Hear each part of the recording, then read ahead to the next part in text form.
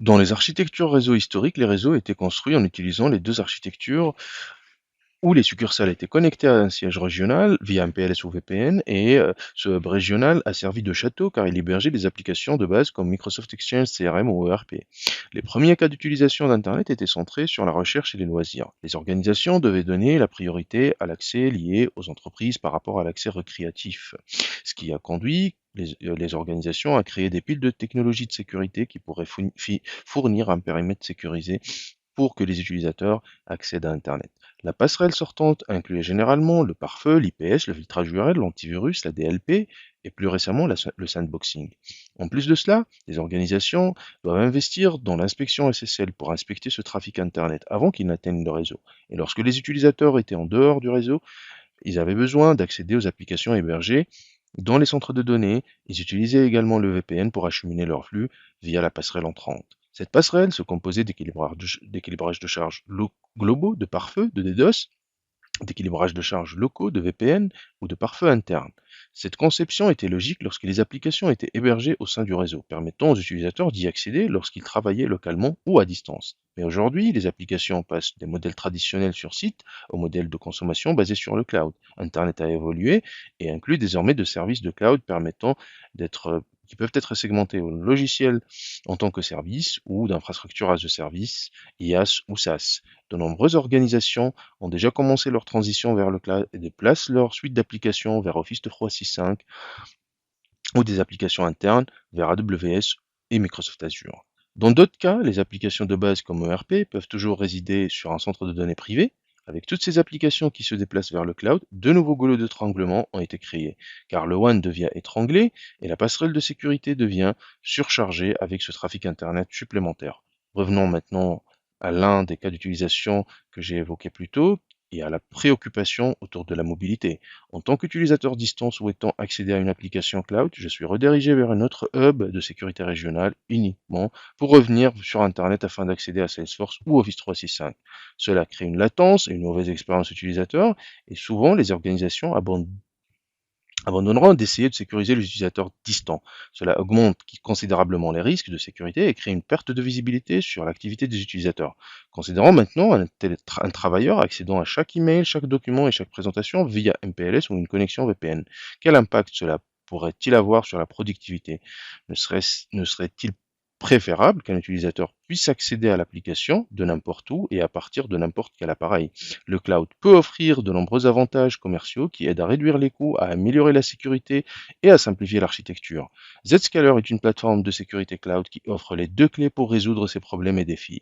Zscaler Internet Access et le second, c'est Zscaler Private Access. Notre réseau de 150 data centers a effectivement pris le périmètre de votre réseau et s'est construit autour d'Internet. Zscaler Internet Access ou ZIA peut remplacer la pile de sécurité coûteuse et non adaptée et fournie en tant que service basé sur le cloud avec un contrôle total des applications, des politiques de sécurité et des rapports pour tous les utilisateurs, peu importe où ils se trouvent et sur n'importe quel appareil ils se connectent. Zscaler Private Access ou ZPA est une solution d'accès distant entrant qui élimine le besoin d'une grande partie de la pile de sécurité entrante et permet aux organisations d'explorer une architecture de réseau zéro trust ou zéro confiance. Cela ouvre la possibilité de tirer parti de ZIA et de connecter directement les succursales à Internet en utilisant les sorties locales vers Internet. Cela optimise les performances et de services tels que Office 365 et accélère aussi l'adoption de nouvelles technologies telles que le SD-WAN. Vos utilisateurs et succursales se connectent désormais au cloud Zscaler et toutes vos politiques de sécurité et de contrôle d'application seront appliquées à ce trafic avant qu'il n'atteigne Internet. Cette architecture d'Internet direct peut offrir des économies de coûts significatives en équilibrant le trafic MPLS interne avec les sorties locales Internet directes via des connexions haut débit local. Cette architecture de nouvelle génération permet aux utilisateurs d'avoir un accès direct à Internet depuis n'importe quel endroit et à partir de n'importe quel appareil. Elle améliore l'expérience utilisateur, elle réduit la complexité du retour de trafic à travers les anciennes piles. ZDIA permet également l'adoption de dernières technologies et de générations de technologies cloud, telles que les fonctionnalités de Casby.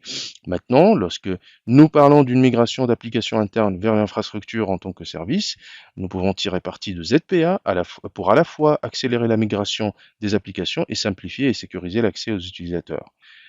Avec ZPA, les utilisateurs n'ont accès qu'aux applications pour lesquelles ils sont autorisés. Celles-ci peuvent être hébergées sur site ou dans le cloud privé ou public. Ceci est différent des VPN traditionnels. Pour comprendre ZPA, on peut le comparer à un standard téléphonique qui se situe entre l'utilisateur et l'application. Lorsqu'un utilisateur tente de se connecter à une application, le cloud vérifie d'abord s'il est autorisé. S'il s'agit d'un utilisateur autorisé, ZPA crée une autre connexion à partir de l'environnement d'application et assemble l'utilisateur et l'application. C'est important car cela signifie que les applications ne seront plus annoncées publiquement ou accessibles au monde extérieur. Cela crée de nombreux avantages, non seulement pour l'expérience utilisateur, mais aussi pour la flexibilité offerte par la plateforme cloud pour adopter les dernières avancées en matière de sécurité au fur et à mesure que l'industrie se développe. Cela inclut l'une des dernières technologies de Zscaler, qui est l'isolation de navigateurs. L'isolation de navigateurs permet aux organisations de protéger les utilisateurs ou les applications en plaçant une vitre virtuelle entre l'utilisateur et l'application. Cela peut non seulement protéger les utilisateurs contre les menaces inconnues, mais également protéger les applications d'entreprise contre les pertes de données lorsqu'elles sont accessibles à partir d'appareils inconnus ou BIOD. J'espère que cette courte présentation a aidé à éclaircir ZIA et ZPA, qui non seulement améliorent la sécurité mais aussi des réseaux, mais aussi qui utilisent des sorties locales Internet et aident à la transformation des applications. Plus de 3000 entreprises ont confié leur sécurité à l'échelle mondiale, y compris General Electric, Siemens et Nestlé. Si vous souhaitez savoir plus, n'hésitez pas à nous contacter.